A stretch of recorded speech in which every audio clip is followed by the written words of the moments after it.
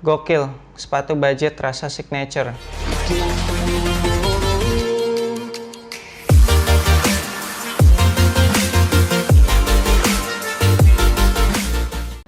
What's up abas di seluruh Indonesia, balik lagi sama gue Ferdi Brainwash di Anak Basket Channel. Dan di video kali ini gue akan ngebahas performance review dari sepatu basket Nike LeBron Witness 4 EP.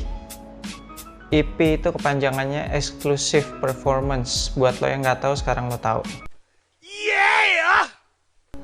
Beruntung untuk video performance review kali ini gue masih sempet nyobain sepatu ini di lapangan indoor, karena emang gue udah beli sepatu ini lama dan gue udah sempet make sepatu ini jauh-jauh hari lah ya, sebelum pemerintah suruh kita social distancing sama di rumah aja.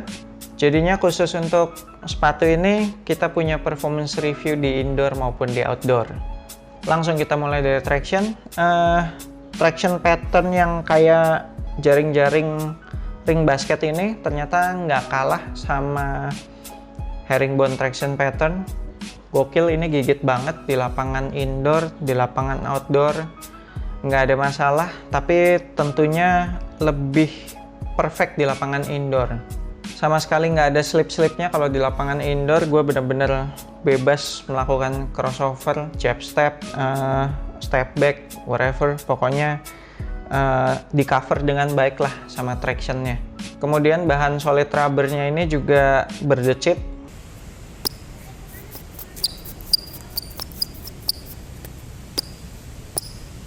Kalau dari segi durabilitasnya rasanya sih aman-aman aja ya, berhubung ini bahan rubbernya juga udah XDR. Jadi kalau gue lihat sih sepertinya akan cukup awet untuk penggunaan jangka panjang, terutama juga kalau abas kalian banyak pakai sepatu ini di outdoor. Soalnya sepatu ini juga udah gue pakai di lapangan indoor sekitar 2 kali ya, 2 apa 3 kali deh, gue lupa. Terus juga di lapangan outdoor ada 3 kalian gitu, dan tidak ada tanda-tanda kebotakan ya, kayak rambut ya kebotakan.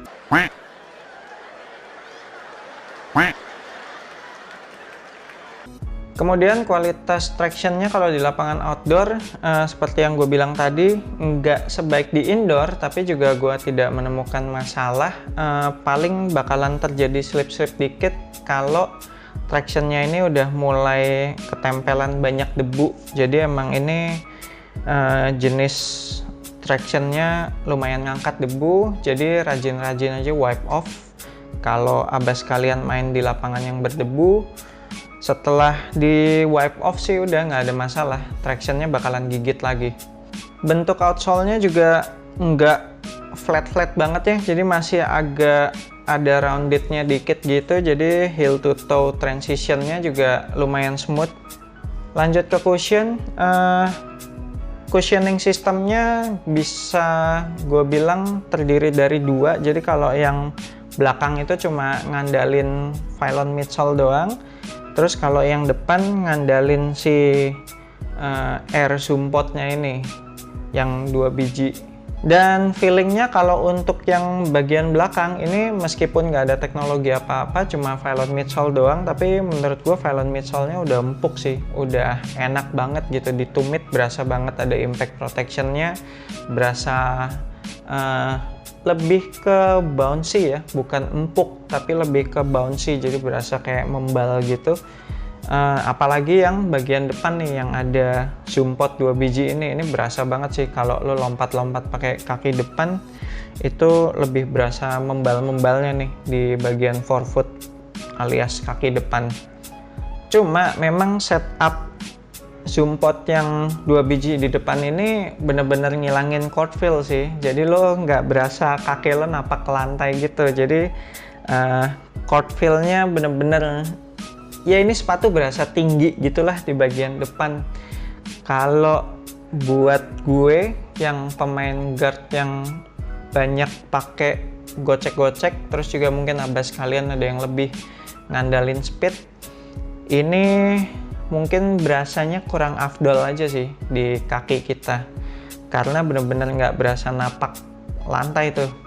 menurut gue kemungkinan sistem cushioning dengan zoom pot kayak gini di bagian forefoot akan jauh lebih cocok, lebih enak kalau untuk tipe permainan yang jump shoot, terus juga untuk big man atau sampai power forward lah ya, yang mainnya eksplosif gitu. Jadi bukan lebih mengandalkan gocek-gocek, tapi lebih ke eksplosif. Terus gue berasa agak sedikit janggal kalau gue kebetulan kakinya nginjek si zoom pot ini nih. Jadi kalau misalkan gue lagi lari atau abis lompat, terus kakinya kebetulan jatuhnya bertumpu sama si zoom pot yang di depan ini nih, itu mungkin karena dia kayak per gitu ya, jadi pas dia neken kaki gue berasa agak goyang gitu sih, kayak agak kaget gitu, kayak goyang gitu. Tapi nggak sampai membahayakan sih, cuma berasa kayak agak janggal aja gitu, kayak kok kayak mau jatuh gitu.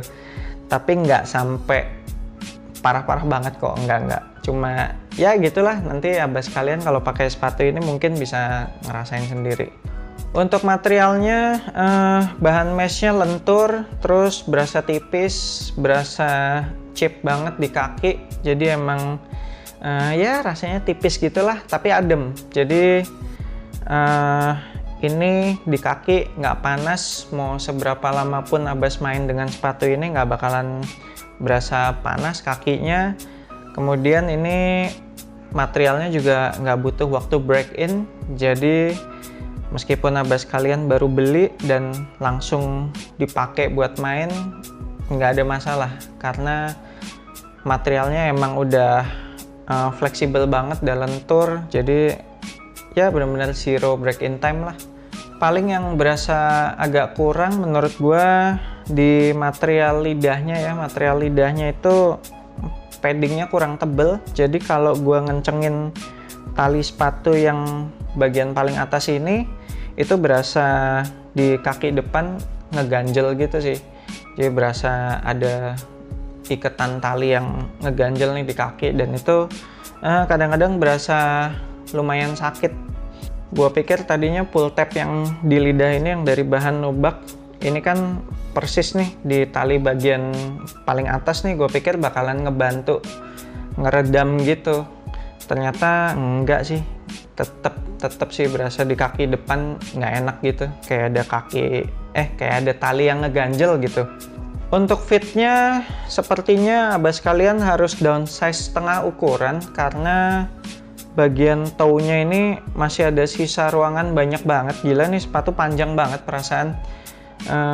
Nanti abas kalian bisa lihat di videonya, gue ada pencet-pencet di bagian depannya, itu masih ada ruang kosong sekitar 1 jempol gitu, dan itu lumayan bikin lockdownnya jadi berkurang banget sih, karena kaki bagian depannya masih bisa geser-geser maju mundur gitu. Gue malah sempet hampir ankle gara-gara kaki bagian depannya kopongnya segitu banyak ya. Jadi mungkin ya pas gue lagi dribble gitu, lagi gerakin kaki, gue nggak nyangka aja gitu sepatunya kan karena masih ada sisa, jadi pas gue lagi mau geser kaki itu sepatunya ketahan di lantai.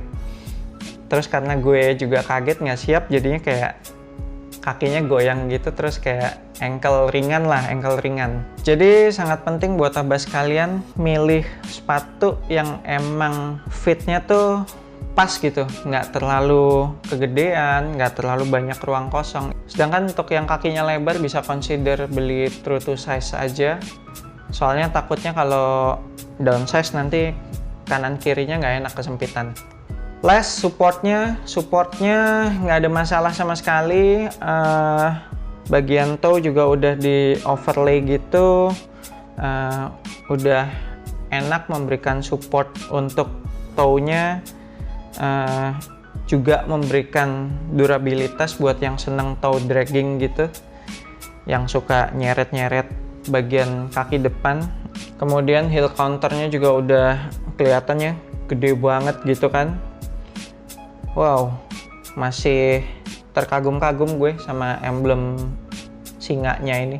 Ya, heel counternya gede, terus juga kayaknya ini masih ada heel counternya nih, masih sampai depan sini.